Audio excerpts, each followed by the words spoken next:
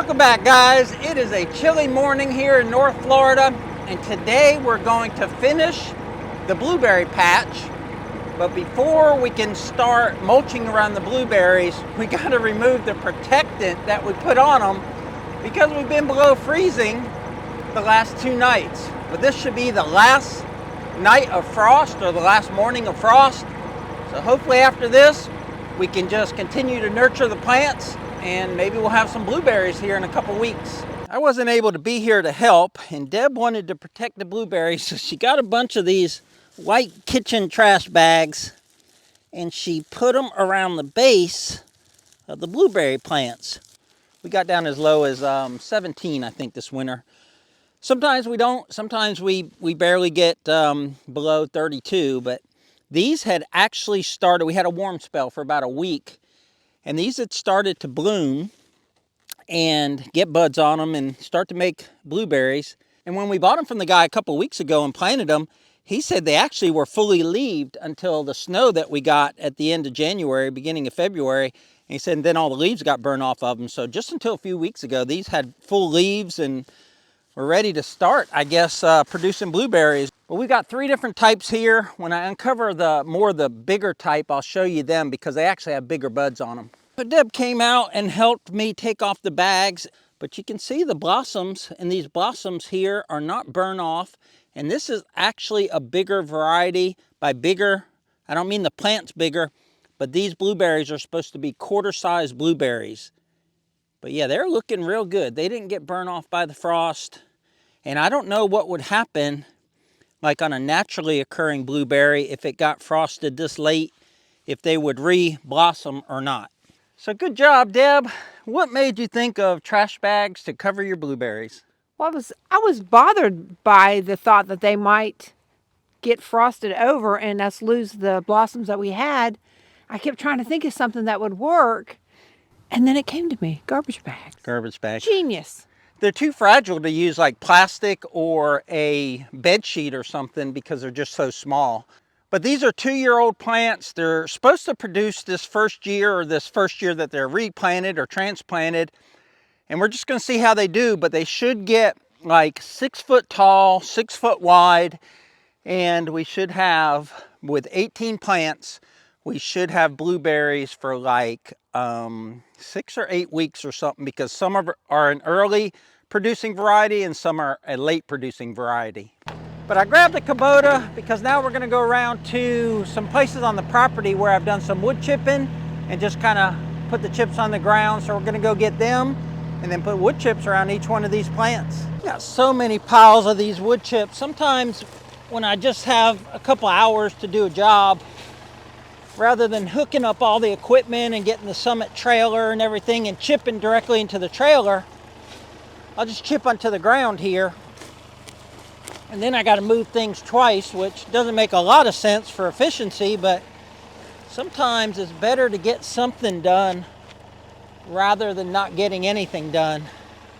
And if that means, chipping a little bit before it gets dark, or and then having to move them again later, then I'll come out here and chip a little bit and put them on the ground. So when you're doing straight chipping of wood, of like tree trunks and stuff, you'll get nice clean wood chips. But when you're doing like a lot of vines and branches, you get a lot of like stringy material in your wood chip pile. Then it's a little bit harder to shovel. This is still good mulch for around those blueberry bushes and the magnolia trees. But I think I'm going to go straight to a wood chip pile after I get this and get straight wood chips, so it doesn't have all this other debris in there.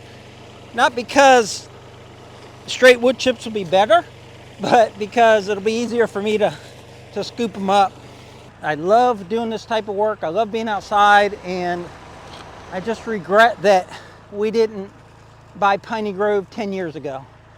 So if we've done this much in 7 years, you imagine if we had 3 more years, like these blueberries would be producing and be a lot taller, and just everything would be further along. And I would have had a lot of fun doing it. I'm just thinking this would be easier with Deb, and she showed up. She hasn't driven the Kubota in a while. This should go a little bit quicker now. Bella's always in the middle of it. You love moving these twice, don't you? Let's talk about that. I do love moving wood chip piles multiple times. Yeah, last year when we first got the wood chipper and I did this all around, Deb's like, why didn't you chip it into the Summit dump trailer? And we did that a lot after that. But like I said, sometimes I just come out here and do some chipping. And this man just likes to work.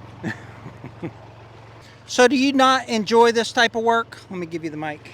I don't mind this type of work. I don't want to shovel a ditch. I'm not gonna lie. I don't want to shovel a ditch. I don't want to shovel heavy wet dirt. I don't mind working, but I'll admit things that I don't like to do. But wood chips aren't bad. They're light. It's a nice day. And I think that's where I'm at with sorry, you got the mic.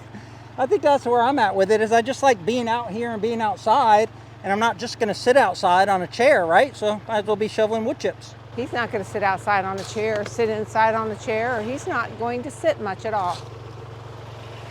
I joked at this before when we were doing the blueberries, we had 32 steps. So this is step 33, and I guess there's still a step 34. Deb will say a lot that I don't do things efficiently. Trying to navigate through the woods here. I don't disagree with her, but I don't care if things take me a longer time because I'm outside. I'm gonna be outside from sun up to sundown, so if this takes me 8 hours to put wood chips around these blueberry bushes, then I'm okay with that. I just enjoy it. I can't say enough how much I just enjoy having property and improving it. But in all fairness to Deb, if she wasn't out here with me, she'd be editing videos for y'all. That's what she'd be doing right now. And in fact, if she's out here too much with me, she'll get behind and then have to scramble late at night. Right, Deb? If you weren't out here shoveling, you'd be editing videos? I absolutely would be editing videos.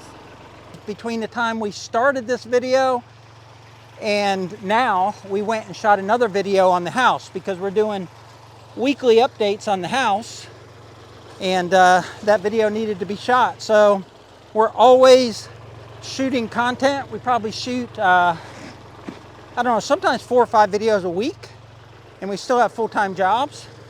And then in our spare time, actually Deb is the main editor, if not the 100% editor. In the spare time, we edit. So we put a lot into Piney Grove time-wise, and then a lot of time goes into, bringing you guys the content. So even when we retire, we won't be retired. So I mentioned in the last blueberry video that I'm awaiting word on my retirement. And you guys have heard of the Trump administration federal employee buyout. We're both federal employees. And I expect to get word in a couple days that my buyout offer or whatever has been accepted, and I can basically retire and become a full-time YouTuber. And then Deb also works for the federal government. And what's the status of yours, Deb? Unknown. Unknown. Your organization hasn't told you yet, and there's no promise you'll find out this week, right? Yep. My organization is a different animal, and they're trying to figure it out still, and they haven't gotten word down or gotten a list down on who's approved and who's not, and who even applied for it. So hopefully within the next 7 days, I know whether I'm at least eligible. So we'll see. So let's say that you're not, and I am. How are you gonna feel about that? Yeah, I'll be happy for you. I'll be sad for me. But I give it to God. I give it to God. I know if it's meant for me to do it, it'll happen. If it's not, there's a reason why it's not, and His plan is better than mine. Truly, I believe that. So I'm not worried about it at all. I'm curious, and I'm excited at the prospects of it, but I'm not worried. It would be a huge blessing if we both got it. If He just gets it and I don't, it's okay. Think of all that He's going to get done out here while I'm at work. Think about that. I won't be jealous. I shouldn't have brought that up because she did a lot more talking and a lot less shoveling. Yeah, see, I stopped. Come on. See? Come on, start shoveling. See? You're way behind. I think I'm way ahead because I could have been walking Bella and pretended not to see you. And they look so good with this going around them. Really defines them. Deb says this is too many steps, and I told her there's still another step. So it's time for Would You Do This? You watched our other video. You've known how many steps this took. Would you do this? Would you do wood chips and then put pine straw over it? Would you even do any of it? Would you have mounded? Would you just have dug a hole and put a plant and watered it? Just kind of curious. Because back to the man just likes to work. So Deb says she's kind of curious. She's kind of curious because she wants you to agree with her. Well, yes. Otherwise, we would just be somewhere else on the property working on something else. But maybe something else that didn't require 34 steps. I think this looks nice. I don't think it needs pine straw. Or pine straw and not this. But really, do you think it needed both? That's my question. Sweet home, where the ships must go to get all cleaned up and put away. Call it a day. We're on the final stretch here. We've got 1, 2.5 more to do, and we're probably use 5 buckets in the Kubota. And I don't know how big that bucket is. It's 5 foot wide by like 18-inch deep. I don't know how many yards it is. Probably a 1/4 yard or 1/2 yard bucket. But I really like the way it's turning out. Like, just like I imagined or like I wanted it to. But let's turn the mic over to Deb. She may have a different opinion. It looks really good. It's turning out exactly like he wanted it to. It does look good. Can't wait for the bushes to grow and produce. Now, the fellow that we bought these from was very knowledgeable, very passionate about his blueberry bushes. And he said they'll produce this spring. And they've got buds and blossoms and... So what was his favorite phrase? Dadgum right. Dadgum right. He was really a very, very nice man. He was very excited about his blueberries, and we said, well, will these produce this year? You daggum right. Yeah, and he was precious. He really was. His excitement and his love for these plants was just, I mean, it was just huge. So we really enjoyed meeting him. His name is Jeff. He's a local guy. We'll, I don't know if he's the name of his business, but Blueberry farm or blueberry something. So we'll put it. Yeah, we'll put it down below because, like I said, if you're local to the Northwest Florida or Southern Alabama, I mean, he's got it down to a science. And like I said, he's very knowledgeable. And he was so funny. Like I said, he was so passionate in his dadgum right, but he'd like get his whole body language, dadgum right. I mean, he was awesome and good at communication. Some people, you contact, you don't hear back from them. They are Johnny on the spot. They're amazing. They really were. Jeff. You daggum right, they were. Dadgum right, they were. I haven't gardened since I was a child, so when we got the garden when my dad passed away and made it our own, we found that like Deb really likes squash, but squash comes all of a sudden, and we hadn't spaced our plantings out. So this year, we're actually planting our own plants from seed, and every week or two, we'll plant some new plants. So hopefully we'll have a longer squash growing season instead of 2 weeks and 25-gallon buckets of squash. Daggum right, that looks good. We are at the last step, and what we're gonna do is put some pine straw around all of the plants and over top of the wood chips. And this pine straw actually came from Piney Grove. We have hay baling equipment from Tractor Tools Direct. And right over there underneath those big pine trees, a few weeks ago, we raked it up and baled it. It was the first time we had baled pine straw. That is the final touch here to all of these plants.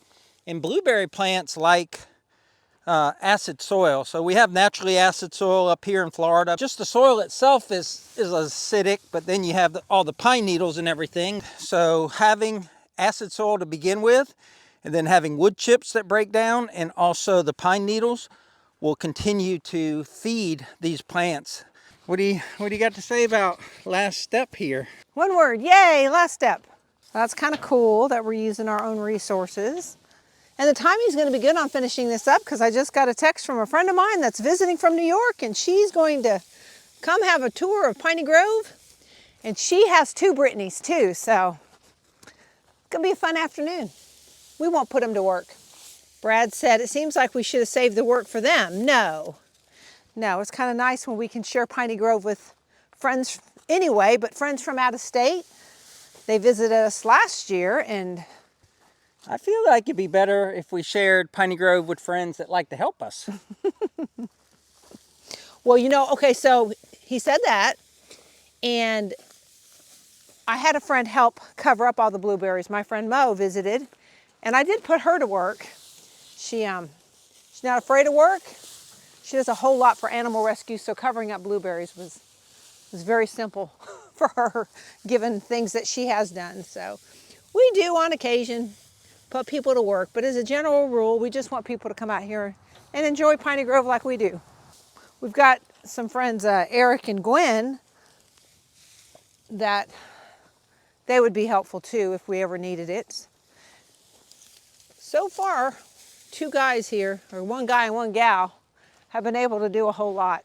So as I go through this pine straw, the center of the bale is very condensed. All the pine needles have been kind of swirled around and kind of tied in a knot. And it's just different. It's different from the pine straw that you get at, say, Lowe's or Home Depot. And I've seen the bales like this there.